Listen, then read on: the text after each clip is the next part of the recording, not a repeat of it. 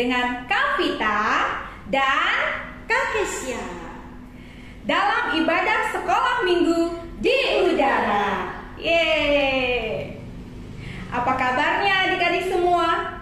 Pasti sehat dong, Kak. Semua sehat-sehat kan? Iya. Puji Tuhan. Gimana sekolah online-nya? Iya, gimana ya? Masih tetap harus semangat. Oke? Mantap. Kakak-kakak semua selalu berdoa supaya adik-adik terus dalam keadaan sehat, terus semangat, dan selalu ada dalam penyertaan Tuhan. Amin. Amin. Nah, adik-adik, kita mulai ibadah kita. Sudah nggak sabar kan? Iya, Kak. Kita mulai dalam doa ya. Oke. Yuk, kita berdoa. Bapa di dalam surga, hati kami sungguh mengucap syukur untuk segala kebaikan Tuhan di dalam hidup kami. Terima kasih Tuhan Yesus. Saat ini Tuhan kami siap untuk memuji Tuhan. Kami mau bersorak-sorai, kami mau memuliakan nama Tuhan. Dan kami mau belajar kebenaran firman Tuhan. Tolong kami Tuhan, supaya kami bisa mengerti dan memahami kebenaran firman Tuhan, dan kami mau melakukannya di dalam kehidupan kami setiap harinya. Berkati ibadah kami Tuhan, berkati dan urapi Tante Emma yang akan menyampaikan kebenaran firman Tuhan. Di dalam nama Tuhan Yesus kami berdoa dan mengucap syukur. Haleluya, amin.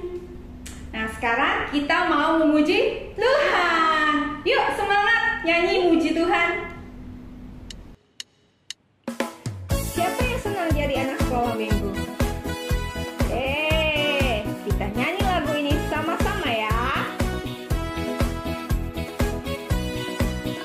Aku anak sekolah minggu, sehat dan kuat, karena Yesus memberi sukacita abadi. Sehat, kuat, rajin berdoa setiap hari, baca kitab suci. Aku cinta Yesus, berdoa senantiasa, cinta pada sesama, damai sejahtera di hati. Lebih semangat nyanyinya ya. Ikuti gerakannya.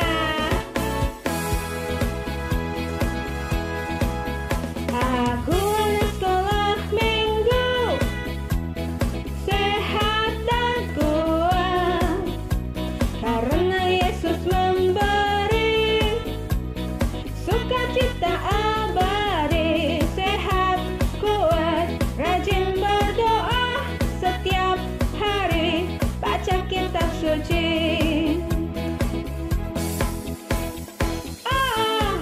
Aku cinta Yesus, berdoa senantiasa, cinta pada sesama, damai sejahtera di hati. Sekali lagi ya, kita mau nyanyi lebih semangat.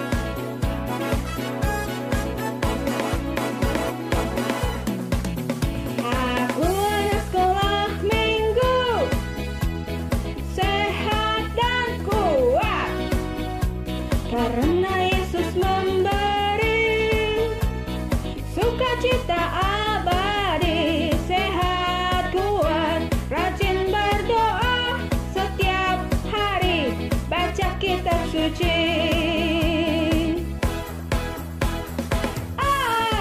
Aku cinta Yesus, berdoa senantiasa, cinta pada sesama, damai sejahtera di hati. Aku cinta Yesus, berdoa senantiasa, cinta pada sesama, damai sejahtera di hati. Sukacita abadi.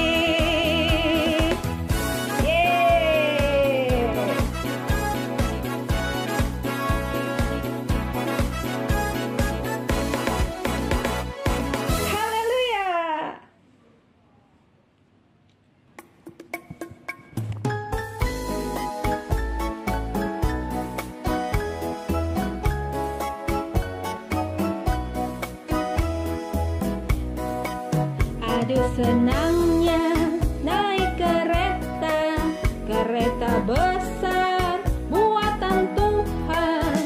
Supirnya Yesus, jalannya lurus. Siapa mau ikut pergi ke surga? Aduh celaka naik kereta kecil buatan iblis. Supirnya ngantuk tak bisa duduk. Jalannya nubruk-nubruk, jalannya nubruk-nubruk.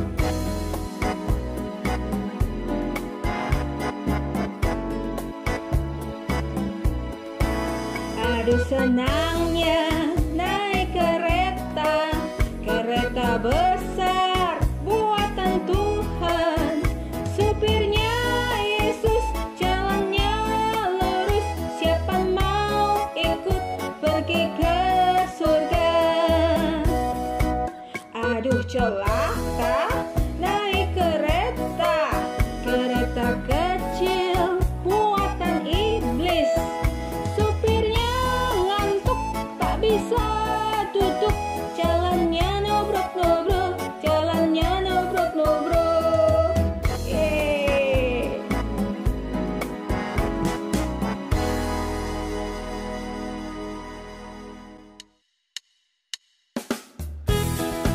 Shalom teman-teman, kita nyanyi lagu ini sama-sama ya. Aku gereja, kau pun gereja. Yang semangat ya.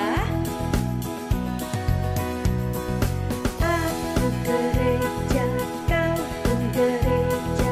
Kita sama-sama gereja. Dan pengikut Yesus di seluruh dunia. Kita sama-sama gereja. Gereja bukanlah gedungnya dan bukan pula menaranya. Bukalah pintunya, lihat di dalamnya. Gereja adalah orangnya. Nah, teman-teman, kita harus ingat ya bahwa tubuh kita adalah bait Allah. Jadi kita harus selalu menyenangkan Tuhan dengan cara menaati firman Tuhan. Oke, siap teman-teman? Karena gereja bukanlah gedungnya dan bukan pula menaranya. Bukalah pintunya, lihat di dalamnya. Gereja adalah orangnya. Aku gereja, kau pun gereja. Kita sama-sama gereja. Dan pengikut Yesus di seluruh dunia. Kita sama-sama gereja.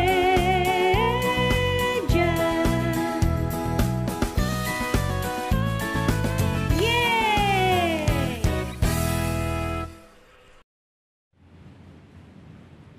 Luar biasa. Semua memuji Tuhan dengan luar biasa. Adik-adik, kita akan mendengarkan firman Tuhan. Namun sebelumnya, kita mau lihat teman-teman kita yang sudah mengirimkan video lomba mereka. Wah, seru-seru semuanya. Kita saksikan sama-sama ya.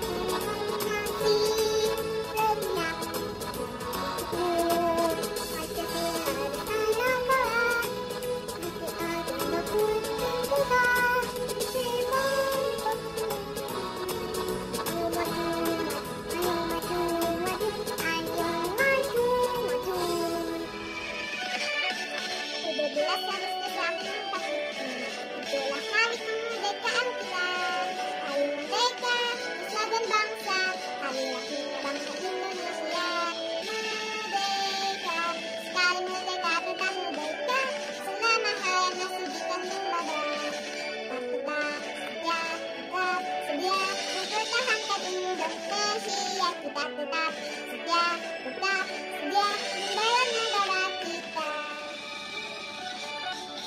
17 Agustus tahun 45, itulah hari kemerdekaan kita.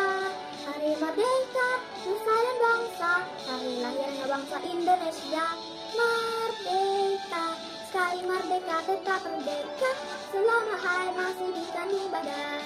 Kita tetap setia mempertahankan Indonesia. Kita tetap setia membela negara kita. 17 Agustus tahun 45, itu hari kemerdekaan kita.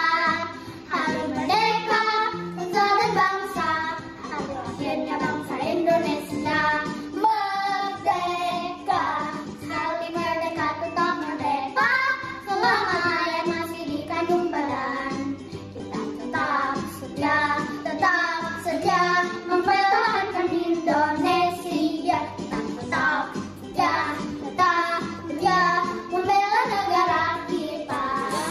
Pancasila, anggap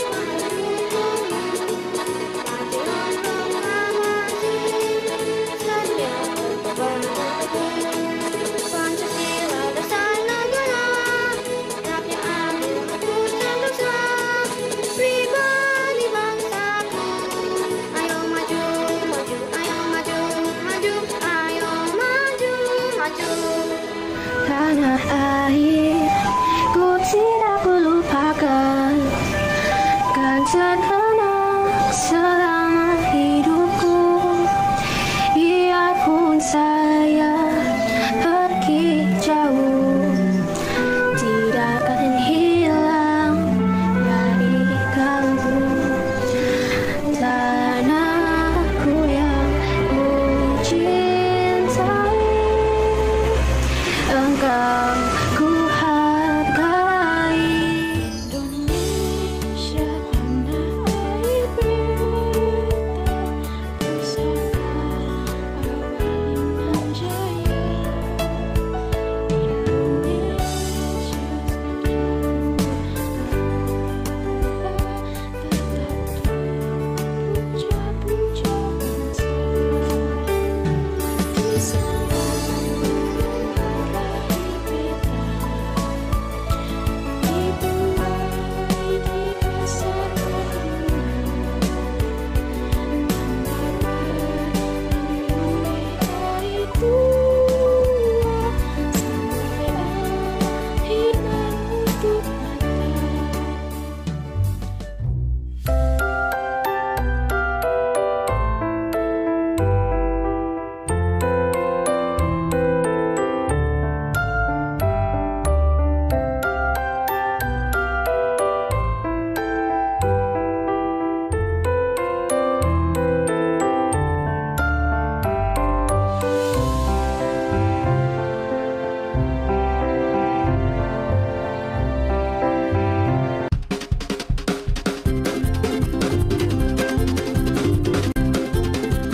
Lomba menyusun gelas oleh Brandon dan Andrew. 1, 2, 3, dimulai.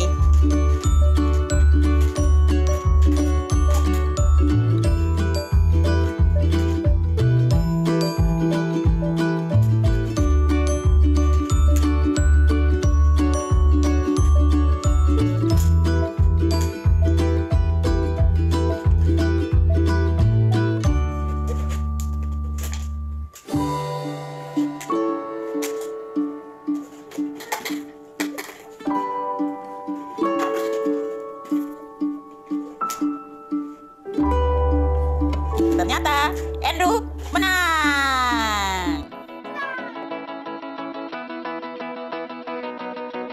When I was young, I played for fun, made up the words, nobody heard, but now I see.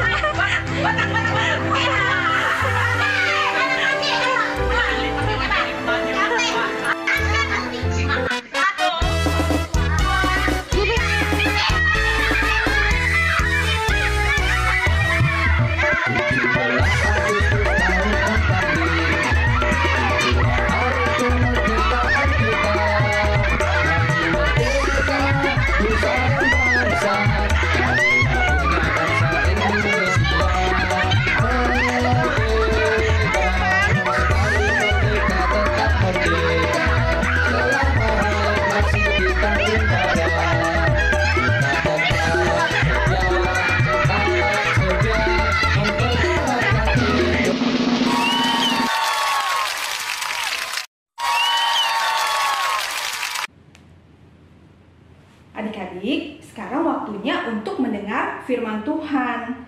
Kalian harus mendengar firman Tuhan dengan baik ya, supaya kalian bisa mengerti kebenaran firman Tuhan. Dan jangan lupa harus dilakukan. Yuk, kita mau dengar firman Tuhan. Halo adik-adik semua, selamat berjumpa kembali di acara Sekolah Minggu di Udara. Senang sekali melihat adik-adik semua dalam keadaan baik-baik dan sehat. Puji Tuhan. Nah, cerita Tante hari ini masih tentang Raja Salomo. Adik-adik pasti masih ingat cerita Tante minggu lalu. Tante mau bertanya dulu, Raja Salomo adalah raja yang keberapa bagi bangsa Israel? Siapa yang tahu? Saya tahu, Mak. Oke. Raja Salomo raja ketiga dari bangsa Israel. Wah, pintar sekali Brandon. Nah, berapa lama Raja Salomo memerintah di Israel? Raja Salomo memerintah selama 40 tahun, Mak. Wow, benar. 100 untuk Andrew dan 100 untuk Brandon. Ternyata lamanya Salomo memerintah di Israel sama seperti ayahnya, yaitu Raja Daud. Nah, Tante masih bertanya lagi loh beberapa pertanyaan. Waktu Tuhan menampakkan diri kepada Raja Salomo, Tuhan berkata, mintalah apa yang hendak kuberikan kepadamu. Kira-kira Raja Salomo meminta apa ya? Apakah Raja Salomo meminta kekayaan atau minta umur yang panjang? Siapa yang tahu Raja Salomo minta apa? Saya tahu, Mak. Raja Salomo meminta hikmat dan pengertian. Wow, pintar sekali, benar. Ternyata selain hikmat dan pengertian, Tuhan juga memberikan kepada Raja Salomo kekayaan, harta benda, serta kemuliaan yang luar biasa. Masih ada pertanyaan lagi? Dengar baik-baik ya. Nah, satu ketika ada 2 orang wanita yang datang membawa bayi-bayi mereka dan meminta agar Raja Salomo bisa menyelesaikan masalah mereka karena mereka memperebutkan salah satu bayi yang masih hidup. Lalu, apa kira-kira tindakan Raja Salomo kepada kedua wanita itu? Siapa yang bisa menjawabnya? Saya, Mak. Oke, Raja Andrew. Salomo meminta pedang agar bayi itu dibelah menjadi 2 bagian. Wow, benar sekali. Ternyata hikmat Raja Salomo yang dinyatakan dalam menyelesaikan masalah kedua wanita ini sungguh luar biasa. Akhirnya, Raja Salomo bisa mengetahui ibu yang sebenarnya dari bayi yang hidup tersebut. Hikmat dari Raja Salomo telah dikenal di mana-mana. Sampai-sampai ada seorang ratu yang bernama Ratu Sheba datang beserta pasukan pengiringnya yang sangat besar dengan unta-unta yang membawa rempah-rempah, membawa emas dan batu-batu permata yang mahal-mahal.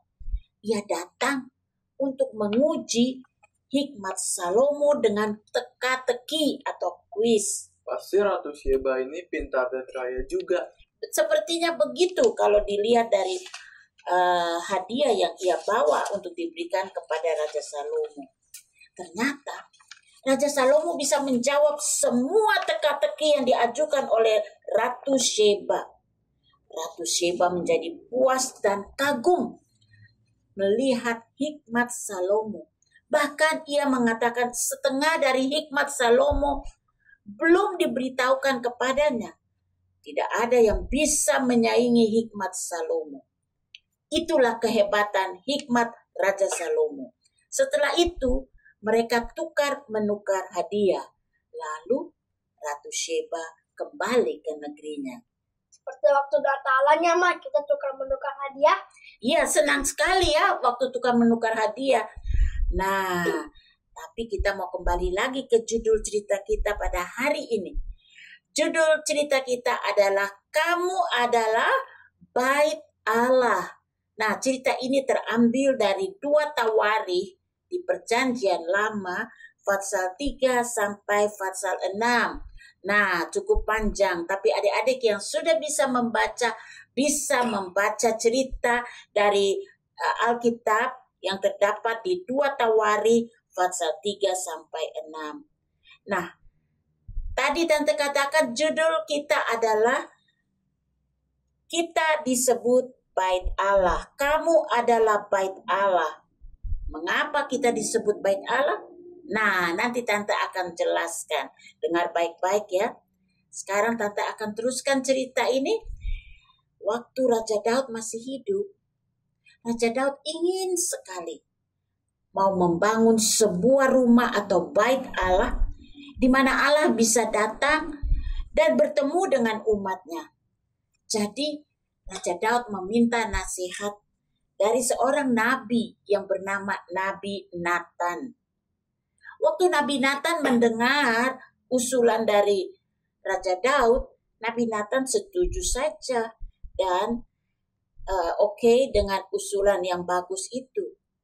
Tapi pada waktu malam Tuhan berkata kepada Nabi Nathan, Nabi Nathan, pergi beritahukan Raja Daud bahwa keinginannya bagus, tapi bukan Raja Daud yang akan membangun bait Allah itu. Anaknya yang bernama Salomo yang akan membangun bait Allah. Mengapa Raja Daud tidak diizinkan Tuhan untuk membangun bait Allah, Mak? Kan ide Raja Daud untuk membangun bait Allah bagus kan? Betul. Tuhan menjawab pertanyaan ini dengan mengatakan kepada Daud, keinginanmu bagus, Daud. Tapi karena engkau adalah seorang prajurit atau seorang tentara dan sering pergi berperang sehingga tanganmu sudah menumpahkan banyak darah dalam peperangan. Jadi anakmu lah yang bernama Salomo yang akan membangun bait Allah tersebut. Apakah Raja Daud jadi marah-marah kepada Tuhan karena nggak diizinkan untuk membangun bait Allah? Wow, mau bilang marah-marah atau ngambek? Enggak juga sih. Karena Raja Daud sadar dan mengerti maksud Tuhan. Jadi Raja Daud mempersiapkan semua bahan-bahan seperti kayu-kayu yang bagus, emas dan perak yang banyak sekali, juga batu-batu untuk menjadi fondasi atau dasar bangunan bait Allah, juga tembaga-tembaga, semuanya dalam jumlah yang amat banyak. Karena itu semua akan dipakai oleh anaknya Raja Salomo untuk membangun bait Allah. Raja Daud ingin agar bangunan bait Allah yang akan dibangun oleh anaknya merupakan bangunan yang terindah, termewah, termegah. Lalu melalui hikmat yang Tuhan berikan kepada Salomo, maka bait Allah yang ia bangun itu benar-benar indah dan mewah. Tidak ada bangunan yang seindah dan semewah bait Allah yang dibangun oleh Raja Salomo. Wow, luar biasa sekali ya. Ya, betul sekali. Berapa lama Raja Salomo membangun bait Allah, Mak? Wow, cukup lama. Selama 7 tahun Raja Salomo membangun bait Allah. Lama juga ya, Mak? Ya, karena waktu itu kan belum ada alat-alat seperti sekarang ini. Kalau orang membangun satu bangunan, mereka pakai alat-alat besar itu, jadi bangunannya bisa cepat selesai. Tapi waktu dulu tidak ada. Nah, jadi rakyat yang ditugaskan untuk membangun harus bekerja di hutan. Semua kayu-kayu, batu-batu dan sebagainya dibentuk di hutan. Di tempat di mana bait Allah dibangun tidak terdengar bunyi ketok atau bunyi suara orang yang berteriak-teriak, ambil paku, ambil martil, ambil kayu dan sebagainya. Tidak ada. Tempat di mana bait Allah dibangun itu tenang, sepi, tidak kedengaran bunyi orang seperti sedang membangun. Itulah yang dilakukan oleh Raja Salomo terhadap bait Allah yang ia bangun. Wow, luar biasa sekali ya. Biasanya kalau ada proyek pembangunan, Suaranya ribut dan bising sekali. Ya, berdebu lagi. Betul sekali. Betul, betul.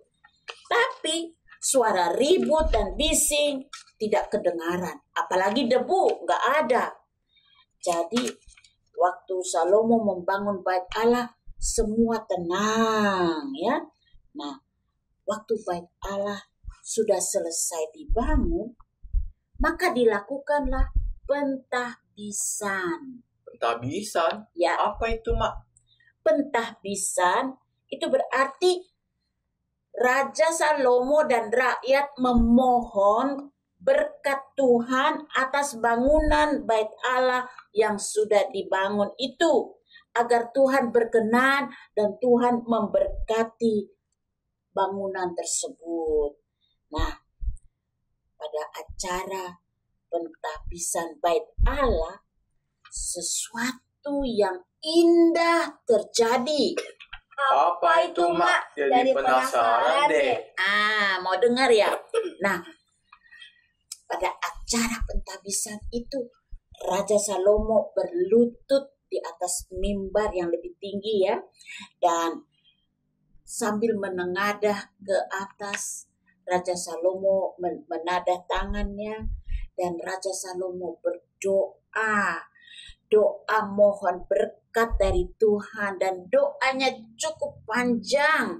Tapi doanya luar biasa karena keluar dari hati Raja Salomo yang mengasihi Tuhan. Lalu setelah Raja Salomo mengakhiri doanya, nah ini dia sesuatu yang luar biasa ini, yaitu api turun dari langit membakar habis semua korban-korban bakaran yang berupa anak domba yang dikorbankan. Dan awan kemuliaan Tuhan memenuhi rumah itu. Memang jadi merinding deh, Mak. Iya, Mak juga loh. Melihat semua itu, maka seluruh jemaat juga berlutut dengan muka ke tanah. Mereka sujud dan menyembah serta menyanyikan nyanyian syukur kepada Tuhan. Kenapa ada api yang turun dari langit dan awan kemuliaan yang memenuhi rumah itu? Itu menunjukkan kalau Tuhan berkenan, Tuhan setuju, dan Tuhan senang dengan semua yang sudah dilakukan oleh Raja Salomo dan bangsa Israel. Nah, pelajaran yang kita ambil dari cerita hari ini. Saat ini, kita tidak memiliki rumah Tuhan atau bait Allah atau gereja seindah, semewah, semegah seperti yang dibangun oleh Raja Salomo. Tapi, waktu kita harus datang ke bait Allah atau ke gereja untuk beribadah, kita harus menghormati rumah Tuhan. Kita tidak boleh berteriak-teriak atau kejar-kejaran di rumah Tuhan atau mengotori rumah Tuhan dengan buang sampah sembarangan. Kita harus menghormati rumah Tuhan karena waktu kita datang ke rumah Tuhan untuk beribadah, kita sedang mengundang Tuhan hadir di tengah-tengah kita dan memberkati kita. Dengan demikian, kita harus menghargai dan menghormati rumah Tuhan. Mak, tapi kan saat ini ada virus COVID. Jadi kita tidak bisa beribadah di gereja. Ya, sampai-sampai ibadah sekolah minggu juga harus online. Benar juga ya. Nah, tapi di saat pandemi seperti saat ini, memang kita tidak bisa beribadah di gereja. Apalagi harus berkumpul banyak orang ya. Nah, namun ada satu hal penting yang Tante ingin sampaikan kepada adik-adik semua, dan ini berhubungan dengan judul dari cerita yang Tante ceritakan hari ini. Tante minta supaya semua adik-adik membuka Alkitab dari 1 Korintus pasal yang ketiga ayat yang ke-16. 1 Korintus pasal yang ketiga ayat yang ke-16. Kalau semua sudah dapat ayat ini, Tante minta agar kita semua membacanya bersama-sama. 3, 2, 1. Tidak tahukah kamu bahwa kamu adalah bait Allah dan bahwa Roh Allah diam di dalam kamu? Hah? Baru dengar deh. Nah, itu berarti kita harus menjaga tubuh kita agar tetap bersih dari hal-hal yang tidak menyenangkan hati Tuhan. Kita tidak boleh berbohong, kita tidak boleh mencuri, kita tidak boleh malas, kita tidak boleh ngomong kotor atau maki-maki dan lain-lain. Karena kalau kita melakukan hal-hal itu, maka kita sedang mengotori rumah Tuhan, yaitu tubuh kita sendiri. Dan Tuhan tidak senang. Kita harus taat kepada firman Tuhan agar hati Tuhan disenangkan. Nah, itu maksud dari judul cerita kita hari ini, bahwa kamu adalah bait Allah. Nah, kita yang merupakan orang-orang yang sudah percaya kepada Tuhan adalah bait Allah. Tuhan menjadikan diri kita, tubuh kita, hidup kita sebagai tempat di mana Allah bisa berdiam dan tinggal. Ini satu yang luar biasa sekali. Jadi, kita harus menjaga dan memuliakan Allah dengan hidup kita. Marilah kita bersama-sama menjaga tubuh kita dengan makan makanan yang bergizi, tidur yang cukup, belajar yang rajin, agar melalui keberhasilan yang kita capai, nama Tuhan dipermuliakan. Nah, kita sudah tiba di penghujung dari cerita kita pada hari ini. Jangan lupa ada ayat hafalan. Ayat hafalan kita hari ini terdapat di 1 Korintus 3 ayat 16. Tidak tahukah kamu bahwa kamu adalah bait Allah dan bahwa Roh Allah diam di dalam kamu? Nah, coba Brandon bisa hafal ayat ini? Bisa, Mak. Oke. 1 Korintus 3 ayat 16. Tidak tahukah kamu bahwa kamu adalah bait Allah dan bahwa Roh Allah diam di dalam kamu? 100 untuk Brandon. Bagaimana dengan Andrew? Bisa juga, Mak. Oke. 1 Korintus 3 ayat 16. Tidak tahukah kamu bahwa kamu adalah bait Allah dan bahwa Roh Allah diam di dalam kamu? Wow, 100 juga untuk Andrew. Nah, adik-adik semua juga ya, hafal ayat ini. Dan kalau bisa buat video dan kirim ke acara sekolah minggu di udara. Sekarang kita akan berdoa dan kita akan mohon agar Tuhan menolong adik-adik semua agar kita bisa menjaga tubuh kita, karena tubuh kita adalah tempat di mana Allah mau berdiam, Roh Allah berdiam ya. Mari kita berdoa, semua lipat tangan dan tutup mata. Tuhan Yesus, kami berterima kasih untuk cerita pada hari ini.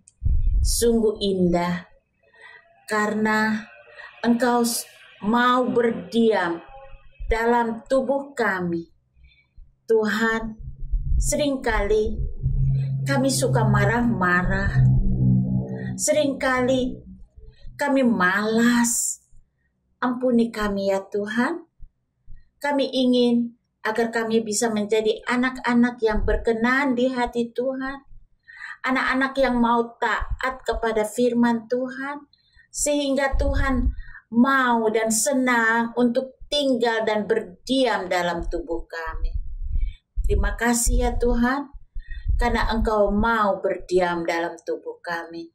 Kami ingin menjaga tubuh kami dengan segala kewaspadaan yang ada, sehingga tubuh kami bisa dipakai oleh Tuhan menjadi tempat di mana Engkau bisa berdiam. Terima kasih Tuhan. Kami berdoa juga agar Tuhan tolong anak-anak yang hari-hari ini masih sibuk belajar, agar Tuhan menolong mereka, berikan kepada mereka kepintaran, supaya mereka bisa mengikuti pelajaran, dan kalau ada ulangan-ulangan mereka bisa menjawab setiap pertanyaan dengan benar. Kami berdoa juga Tuhan menolong para orang tua, berikan kesabaran, dan berkatilah setiap pekerjaan mereka. Terima kasih Tuhan Yesus. Dalam nama Tuhan Yesus, kami sudah berdoa. Haleluya. Amin. Selamat hari Minggu. Tuhan Yesus memberkati. Puji nama Tuhan. Adik-adik sudah dengar firman Tuhan dengan baik kan?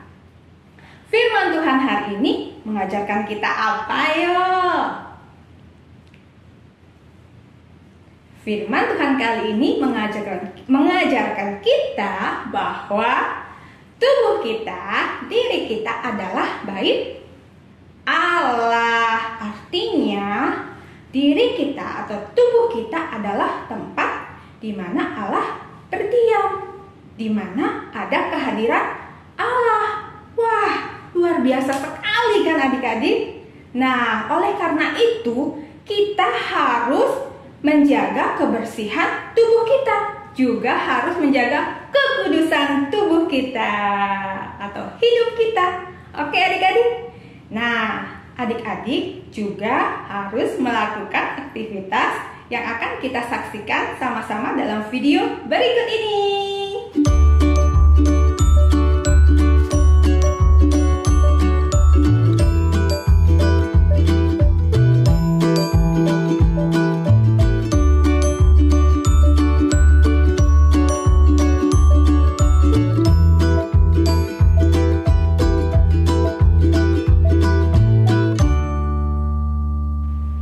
Dikerjakan ya.